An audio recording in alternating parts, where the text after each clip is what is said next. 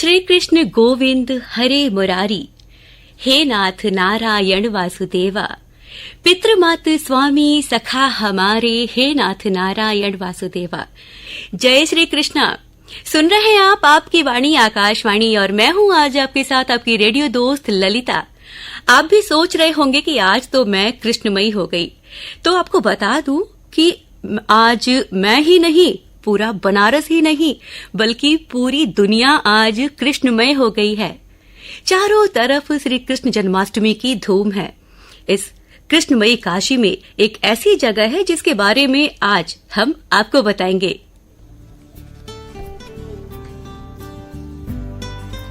भाई, बनारस जितने उत्साह से शिवरात्रि, नवरात्रि और रामनवमी मनाता है, उतने ही उत्साह से श्री कृष्ण जन्माष्टमी का पर्व भी मनाता है। ये बाबा विश्वनाथ की नगरी तीनों लोकों से न्यारी ऐसे ही नहीं है, सबको स्वयं में समाहित कर लेना इसकी विशेषता है। तभी तो ये लघु भारत भी कही जाती है।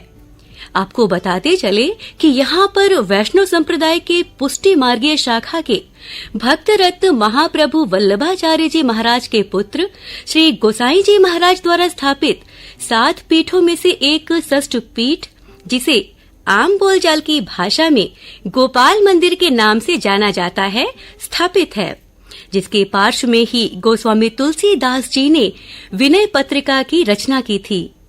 यहाँ भगवान श्री कृष्ण के बाल स्वरूप की सेवा भाव से आराधना की जाती है।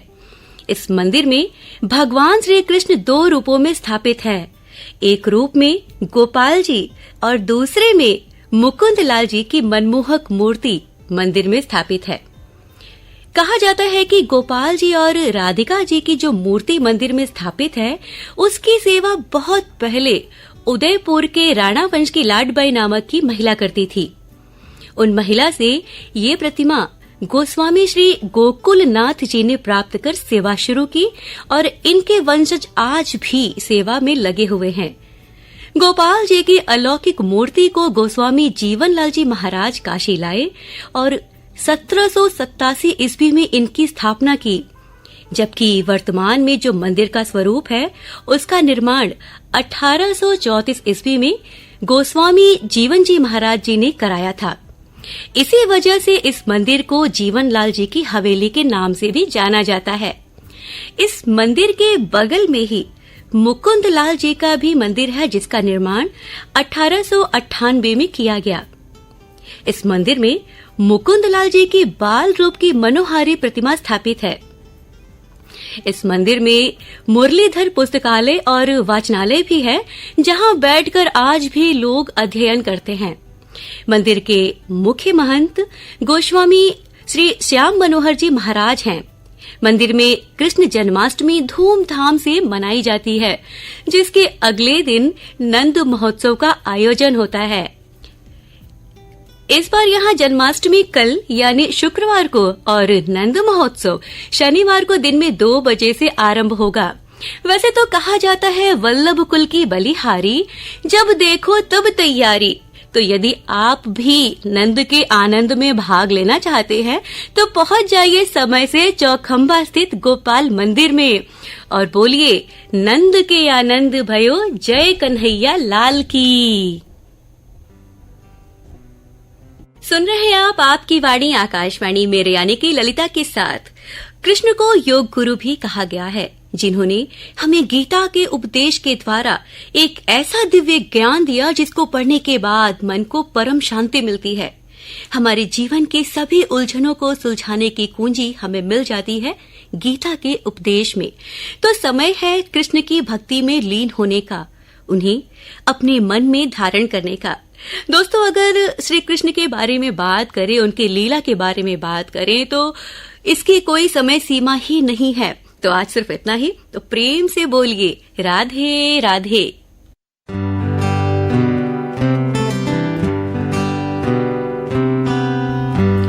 सुन रहे हैं आप आपकी वाणी आकाशवाणी। तो अब बढ़ते हैं आगे और आपको बताते हैं बनारस की कुछ आज की ताजा तरीन खबरें। आज की यानी जो कल शाम को भी हुई, कल दिन को हुई और आज सुबह तक।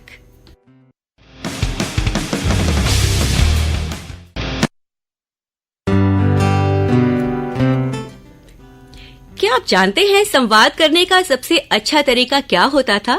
मोबाइल से पहले संवाद पत्रों द्वारा आदान प्रदान किए जाते थे और इन पत्रों को सही पते पर पहुंचाने की जिम्मेदारी होती थी डाक विभाग पर। देश की स्वतंत्रता के 75 साल पूरे होने के साथ डाक सेवा में जरूरी पिन कोड ने भी 50 साल पूरे कर लिए हैं। भारतीय डाक के अनुसार पिन कोड की व्यवस्था को 15 अगस्त 1972 को लागू किया गया था। डाक विभाग के अनुसार देश भर में 1.5 लाख से अधिक डाकघर हैं। वहीं 23,344 पिन कोड हैं जिनके जरिए डाक देश भर में पहुंचती है। पिन कोड को पोस्टल इंडेक्स नंबर भी कहते हैं। 6 अंक वाले पिन कोड का पहला अंक पूरब, पश्चिम, उत्तर और दक्षिण दिशा को इंगित करता है। दूसरा अंक उपक्षेत्र को इंगित करता है। तीसरा अंक शुरू के तीनों अंकों को मिलाकर बनने वाली संख्या से जिले की पहचान होती है। आखिरी 3 अंक डाक कहां पहुंचानी है उस डाकघर को इंगित करते हैं। आपकी जानकारी के लिए ये भी बता दें कि पिन कोड की खोज श्रीराम भिखाजी विलानकर ने की थी, जो केंद्रीय दूरसंचार विभाग में अतिरिक्त सचिव थे और पिन कोड की स्थापना के लिए विलानकर को राष्ट्रपति ने भी सम्मानित किया था। तो ये थी जानकारी पिन कोड की।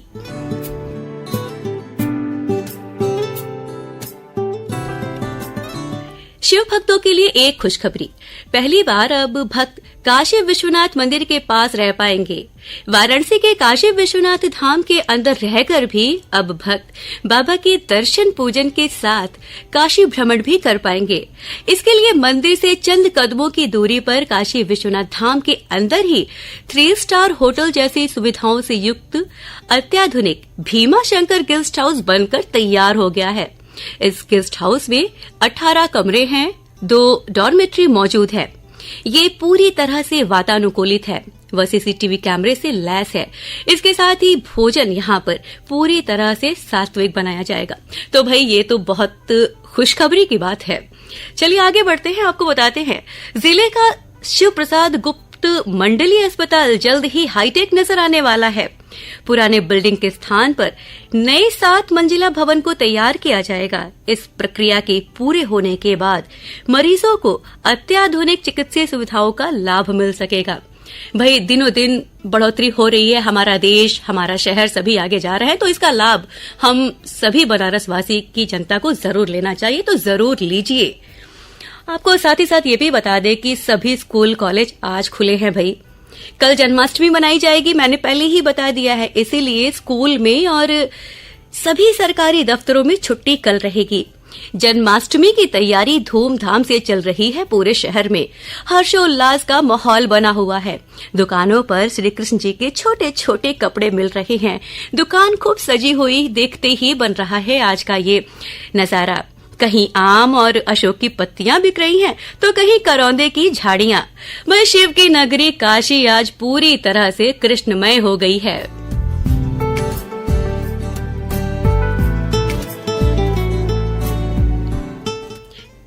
इसके साथ ही आपको बता दें हल षष्ठी का आयोजन कल किया गया, जिसे आम बोलचाल की भाषा में ललही छठ कहते हैं।